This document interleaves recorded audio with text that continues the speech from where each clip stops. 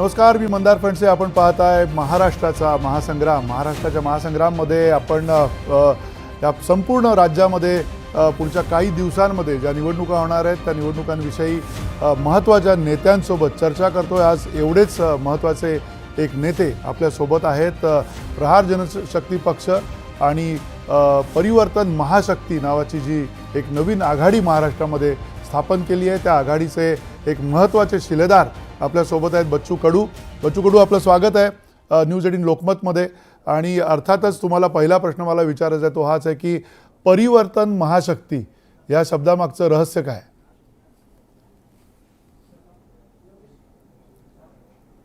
एकतर परिवर्तन म्हणजे वेगळ्या विचाराचं, वेगळ्या बजेटचं आणि वेगळ्या लोकांचं एकंदरीत हे परिवर्तन आहे.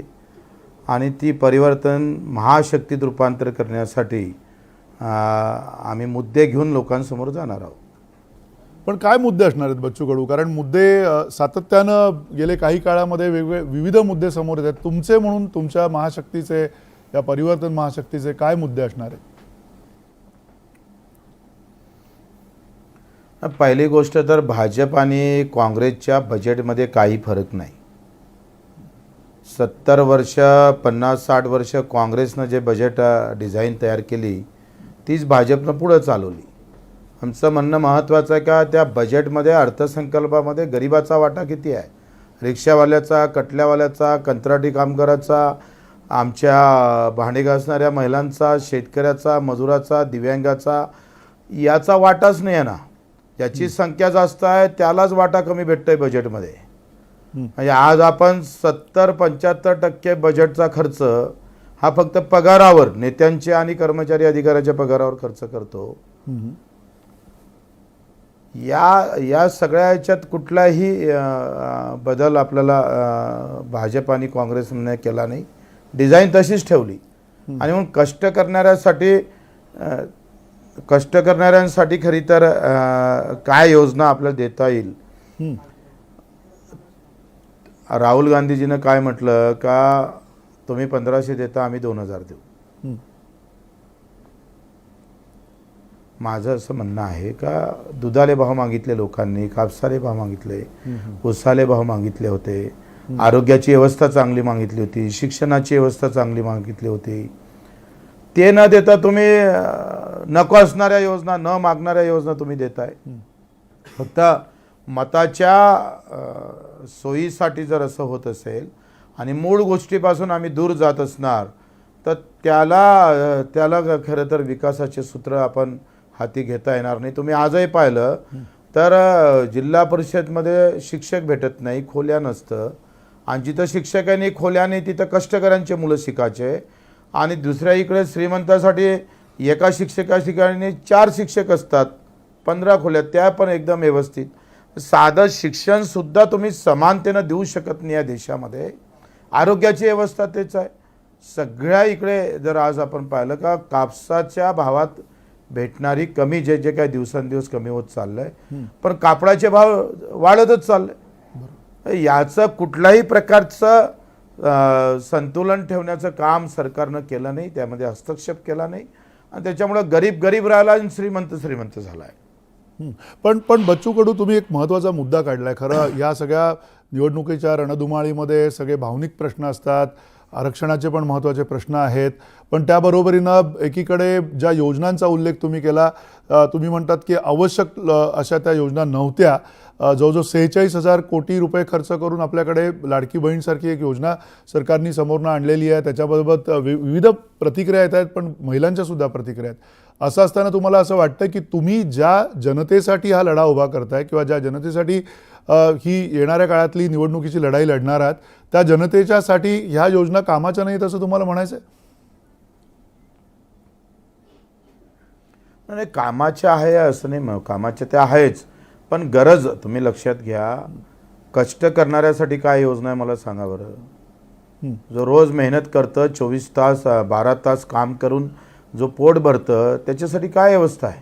कुठली योजना आहे सांगा बरं. एक घरेलू कामगारांसाठी तुम्ही काढली, सरकारचं म्हणणं आहे की आम्ही घरेलू कामगारांसाठी योजना दिलेली आहे, आम्ही लाडकी बहीण योजना दिलेली आहे, ते कष्ट करणाऱ्या लोकांपर्यंत जात आहेत. घरेलू कामगारांसाठी योजना आहे, त्याच्यामध्ये काही ताकद नाही, कुठल्याही पैशाची व्यवस्था तिथे नाही. अडचणीत असणारे लोक काय आहे, ज्याला 2 पाय नाही, हात नाही, डोळे नाही, याच्यासाठी आपण समोर यायला पाहिजे होतं. जो एखाद्या घरात अपघात होतं, सगळं कुटुंब अडचणीत येतं, तिथं आपण काही देत नाही. साधी महात्मा फुले योजना आहे, महात्मा ज्योतिबा फुले योजनेमध्ये 5 लाखापर्यंत आपण मदत करतो, ते पण सर्व हॉस्पिटलला नाही. पण दुसऱ्या इकडे आमदार बिमार पडला किंवा एखादा अधिकाऱ्याला जर काही उपचार करायचे म्हटलं तर ते 5-5 कोटीपर्यंत खर्च करण्याची मुभा आहे. ही विषमता का आहे? जगणं एकाचं बरोबर आहे, दुसऱ्यानं जगावं नाही असं म्हणायचं आहे का सरकारला? आमचं म्हणणं आहे काही सरकारी हॉस्पिटलमध्ये ती व्यवस्था नसल्यामुळं त्याला प्रायव्हेट जावं लागतं. आणि मग अधिकारी कर्मचारी आमदाराच्या व्यवस्था प्रायव्हेट हॉस्पिटलला, आणि मतदान करतं त्याची व्यवस्था मात्र सरकारी हॉस्पिटलला. तिथे डॉक्टरच नाही आहे, तिथे औषधीची व्यवस्था नाही आहे. कसं काय? पण मग ही जी परिवर्तन महाशक्ती आहे त्याच्यामध्ये तुम्ही जसे मगाशी प्रश्न मांडले, काही शेतकरी संघटना सुद्धा आहे, स्वतः राजू शेट्टी त्याच्यामध्ये आहेत, वेगवेगळे जे नेते तुमच्याबरोबर इतर नेते आहेत ते सुद्धा अशाच पद्धतीनं कुणा ना कुणाचं प्रतिनिधित्व करतायत. पण अशा वेळेला तुम्हाला येणाऱ्या काळामध्ये ज्यावेळेला ही जी राजकीय परिस्थिती आहे त्याच्यामध्ये जर का जुळवून घ्यायचं झालं तर तुम्ही महायुतीसोबत जाणार आहात, महाआघाडीसोबत जाणार आहात, की तुम्ही तुमचा लढा फक्त निवडणुकीपुरता हा समोर घेऊन लढणार आहात आत्ताच्या पुरता? नाही, हा निवडणुकीपुरता विषय नाही. लक्षात घ्या का निवडणुकीमध्ये सध्या जे सूत्र आहे, सध्या जे काही व्यवस्था निर्माण झाली ती फक्त धर्म आणि जातीचा बेस आहे, आणि दुसरा पैसा, धर्म आणि जात याचं सगळं व्यवस्थित पाहिलं जातं. आणि यामध्ये जर बसला तो पैशातही बसला, जातीमध्ये बसत असन, त्या मतदारसंघात त्याची जात किती आहे, त्याचे धर्म काय आहे, या सगळ्या गणितं बसवल्या जातं आणि त्यानुसार उमेदवार फिट केल्या जातं. मुळात आम्ही या सगळ्या व्यवस्थेमुळं काम करणारा एखादा कष्ट करणारा कार्यकर्ता व्यवस्थित दूर जात आहे. आमचा प्रयत्न हा राहील का या व्यवस्थेमध्ये निवडणुकीच्या याच्यापासून तर तिकडे सत्तेपर्यंत हा सगळी जी काही आज व्यवस्था निर्माण झाली ते बदलाची आहे. आपण लक्षात घ्या का आज मुद्द्यावर चर्चा तर होतो ना. आम्ही जे आज बोलतो आहे हे निवडणुकीत कोण मुद्दे मांडलेच नसते. आम्ही जर निवडणूक लढलो नसतो, तिसरी आघाडी घेऊन समोर आलो नसतो, तर किमान निवडणुकीत हे मुद्दे तापले पाहिजे आणि हे मुद्दे झाले पाहिजे निवडणुकीचे. शेतकऱ्यांना असं म्हटलं पाहिजे कापसाले भाव नाही, सोयाबीनले भाव नाही, आम्ही तुम्हाला मत मारत नाही, आरक्षण नाही आहे म्हणून मत मारत नाही असा जसा म्हणणं आहे ते त्यांच्या ठिकाणी खरं आहे. पण सगळ्याच जाती धर्म हे शेतकरी आहे, मजूर आहे, आम्हालाच भाव भेटत नाही म्हणून आम्ही मत मारत नाही, ही अवस्था निर्माण झाली पाहिजे. मुद्द्यावरचीच लढाई लढता आली पाहिजे. आणि मी विधानसभेत सुद्धा सांगितलं काय आरक्षणामुळं गावातला एका जणांना नोकरी लागू शकतं, पण शेतीला भाव भेटला तर त्या गावच सुखी होऊ शकतं. एवढी ताकद शेतीमालाच्या भावामध्ये आहे, शेतीच्या प्रश्नामध्ये आहे. बरोबर आहे. पण त्याबरोबरीने तुम्हाला येणाऱ्या काळामध्ये असा काही अजेंडा तुम्ही परिवर्तन महाशक्ती म्हणून घेऊन आलायत का? तुमचा काही असा जाहीरनामा असणार आहे का महाराष्ट्रातल्या शेतकऱ्यांसाठी, कास्तकारांसाठी, की बाबा काय करणार आहात नेमकं तुम्ही? आम्ही तेच आणलं. आम्ही समान कार्यक्रम समोर आणणार आहोत. त्याचं 4 किंवा 2 किंवा 3 तारखेला आम्ही तो अजेंडा जनतेसमोर ठेवू आणि त्यानुसार समोर जाऊ.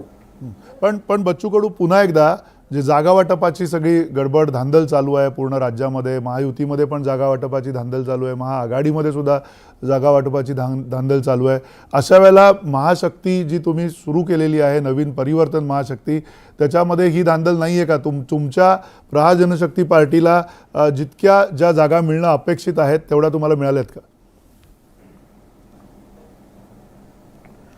असं काही फार चढावळ आमच्यामध्ये नाही आहे. आम्ही यादीच महाशक्तीद्वारे सगळ्या पार्टीच्या यादी जाहीर केली. प्रत्येक पार्टी आपापली यादी जाहीर करतं. पण इथं परिवर्तन हे आहे का एका व्यासपीठावर आम्ही सगळ्या पक्षाच्या याद्या जाहीर करतो. हा 2 मधला फरक आहे. एक महत्त्वाचा मुद्दा तुम्ही मगाशी समोर आणला होता की पैशाचं प्राबल्य आहे निवडणुकांमध्ये आत्ताच्या. आपण आता बघितलं 5 कोटी रुपये घेऊन जाणारी गाडीसुद्धा पकडण्यात आली या राज्यामध्ये.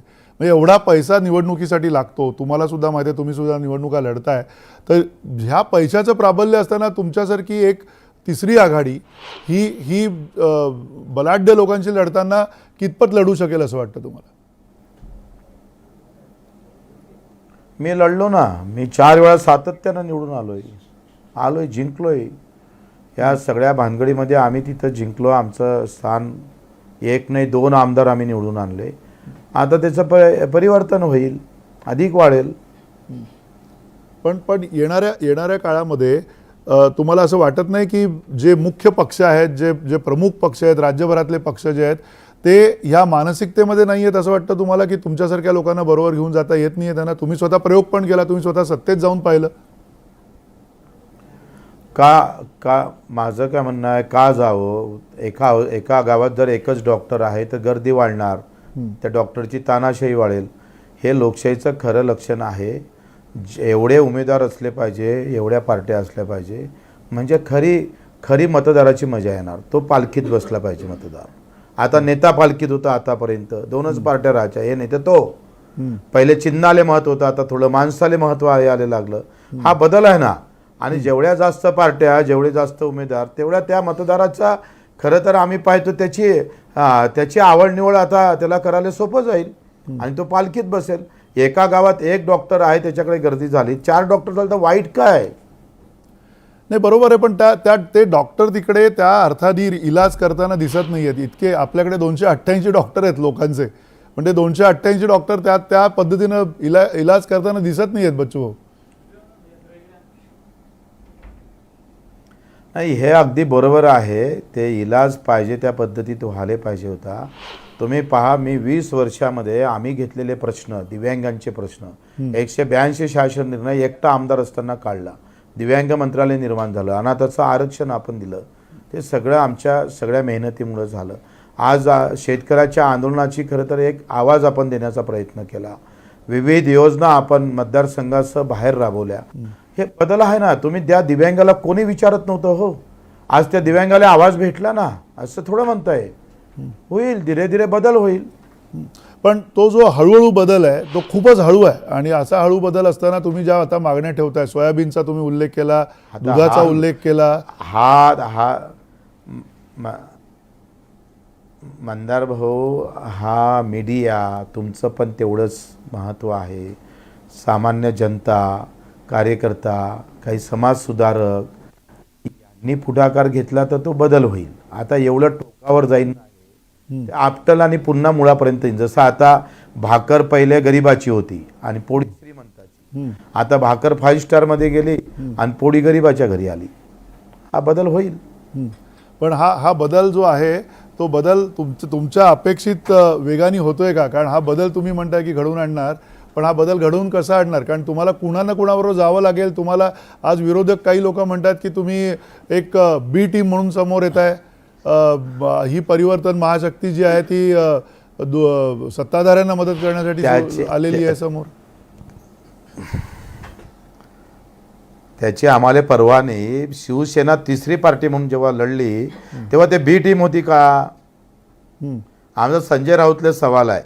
काँग्रेस आणि भाजप लढत होती तेव्हा शिवसेना 3रीच होती ना. केजरीवाल 3राच होता ना. ममता बॅनर्जी 3रीच आहे. बिहारचा तुमचा मुख्यमंत्री तोही 3राच आहे. आणि मी जेव्हा उभा राहिलो तो 3राच होता ना. पण मग आरक्षणाच्या संदर्भात काय असणार आहे? परिवर्तन महाशक्तीचं म्हणणं काय? स्वतः छत्रपती संभाजीराजे सुद्धा या आरक्षणाच्या मुद्द्यावरती सातत्यानं बोलतायत. सातत्यानं त्यांचं म्हणणं आहे की आम्ही जरांगे पाटलांना सुद्धा प्रसंगी सोबत घेऊ.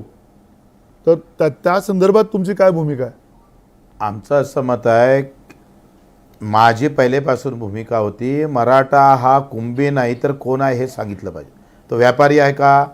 तो कुठंतरी दुसऱ्या आधी कुठल्या जातीत मोडतं ते सांगा. मराठवाड्यातला सगळा शेतीच करतं म्हणजेच तो कुंभी आहे.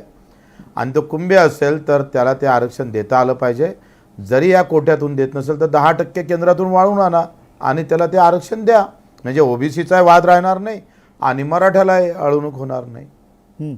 पण हा जो आत्ता राज्यातला जो सगळा गोंधळ चालू आहे, ओबीसी विरुद्ध मराठा, मराठा विरुद्ध ओबीसी, अशा पद्धतीचं जे वातावरण जे कधी पाहिलं नाही इतक्या टोकाचं, त्या वातावरणाबद्दल तुम्ही काय म्हणाल? त्या वातावरणात हे सगळे लोक जबाबदार नाही आहेत असं वाटत नाही तुम्हाला? अंदाजे ना मर्दों की औलाद बहुत हो गई देश के अंदर आणि यांच्या मनगडात जोर नाही साल्यांच्या मुळं आम्ही पाहतोय म्हणून ते धर्म आणि जात असे फॅक्टर आणत राहतात ते झेंड्याचा कधी हिरवा कधी भगवा कधी निळ्याची लढाई लावण्यात अतिशय आमचे राजकारणी लोक हुशार झाले काम करण्याची ताकद कार्यकर्त्यामध्ये ठेवली नाही चांगले धोरणं राबवता आले नाही आणि म्हणून धर्म आणि जात हे फॅक्टर आणण्याचा प्रयत्न यशस्वीरित्या केला जातात त्याच्यात लोक बळी पडतात आणि त्याचे परिणाम आम्ही पाहतोय जाती जातीमध्ये वाद होतोय आपण चाललोय कुठं 21व्या शतकात आता जात असताना ज्या छत्रपतीनं 18 पगड जातीचे लोक एकत्र येऊन स्वराज्य निर्माण केलं होतं त्या छत्रपतीच्या विचारापासून कोसं दूर गेलं बाबासाहेब आंबेडकरांनी घटनेच्या मध्ये सगळ्या लोकांना खरं तर आम्ही पाहतो तिथं व्यवस्था केली तो एक विचार होता तो विचार आजच्या राजकारणी लोकांना राजकारणामुळं सगळा धुळीस मिळवलेला आहे माझी सत्ता यावी त्यासाठी काही केलं तरी चालेल जाती जातीत भांडणं लावायचे जाती जाती पेटवायच्या आणि व्यवस्थित आमचं राजकारण व्यवस्थित करायचं हा धंदा जो सुरू केलेला आहे त्याचा लोकांनी करारा जबाब दिला पाहिजे पण तो कसा देणार लोक काय मुद्दे घेऊन येणार कारण तुम्ही मगाशी जे प्रश्न उपस्थित केले सोयाबीनचा प्रश्न उपस्थित केला त्याला ज्याप्रमाणे दाम मिळाला पाहिजे ज्याप्रमाणे भाव मिळाला पाहिजे तो भाव मिळताना दिसत नाही आहे तरीसुद्धा शेतकरी संघटना म्हणा शेतकरी कार्यकर्ते म्हणा त्याप्रमाणे समोर आलेले नाही आहेत साहजिक अनेक राजकारण्यांचं म्हणणं आहे की हा प्रश्न एवढा मोठा गंभीर नाहीच आहे नाही कसं आहे आले तर लोक येत नाही कारण राजकारणी लोक आहे ना शेतकरी मी एका सभेत विचारलं का राष्ट्रवादीचे कोण तेली कोण कुंभी कोण मराठा कोण हे सगळ्यांना हात वरती करले शेतकरी कोण म्हणजे आम्हाला जाती धर्मात व्यवस्थित वाटून घेतलं पक्षामध्ये वाटून घेतलं त्याच्यानं शेतकऱ्याचे प्रश्न आपोआप दूर ठेवले आता हा पगडा कळाले प्रचंड मेहनतीची गरज आहे आम्ही तो प्रयत्न केला पण त्याला पाहिजे तसं यश मंदारजी आले नाही माझ्यावर 350 गुन्हे दाखल आहे आतापर्यंत आता सोयाबीनच्या भावाची शिफारस केली 7,000 रुपये भावाची आणि केंद्राच्या त्या सगळ्या नालायक सरकारनं सोयाबीनचे भाव जाहीर केले 5,000 2,000 पर क्विंटल मागे भाव कमी केले आणि 7,000 रुपये भाव जेव्हा सोयाबीनची आम्ही इथं शिफारस केली तेव्हा त्याला 15% नफा धरून केली होती 15% नफा आता 7,000 रुपये भाव भेटले नाही तर 15% नफा भेटत नाही 5,000 मायनस 15%नं 20% त्याला सोयाबीन विकावं लागतं ही खरं तर दुर्दैवी गोष्ट आहे शेतकरी कर्जमाफीपेक्षा त्याला भाव जर दिले असते शरद जोशीनं फार चांगलं म्हटलं होतं भीक नको हवे घामाचे दाम देण्याची ताकद या सरकारमध्ये नाही ते काँग्रेसवाले असू दे का भाजपवाले असू दे हे सगळी शेतकऱ्याचे कर्दन काळ बनलेले आहे लोक पण तुम्हाला तुम्ही लक्षात घ्या आम्ही त्याच्यासाठी प्रस्ताव दिला तुम्हाला भाव देत बोला थोडा ऐका भाव जर देता येत नसत तर पेरणी ते कापणीपर्यंत सगळे कामं MREGS मध्ये करा मजुरीचा खर्च कमी करा किमान तुम्हाला भावामध्ये जर चढ उतार ॲडजस्ट करता येत नसणार तर मग खर्च कमी करा ना खर्च जर कमी झाला तर नफ्यामध्ये बदल होईल तेही करत नाही सरकार आम्ही हा प्रस्ताव दिला होता शिंदे साहेबाले नाही केला त्यांनी पण मग या सगळ्या पार्श्वभूमीवर एक शेवटचा प्रश्न तुम्हाला विचारायचा आहे की ज्या पद्धतीनं आता विविध योजना समोर आलेल्या आहेत लाडकी बहीणसारखी योजना आहे तुम्हाला असं वाटत नाही की लाडकी बहीण योजना सुद्धा त्या अर्थाने महायुतीच्या सरकारला हात देईल कारण एवढी महत्त्वाची मोठी योजना आहे भरघोस असं ज्याला काय म्हणूया की तिजोरीतनं सरकारी तिजोरीतनं हे पैसे जाणार आहेत आणि प्रत्यक्षात मिळत आहेत सुद्धा ते पैसे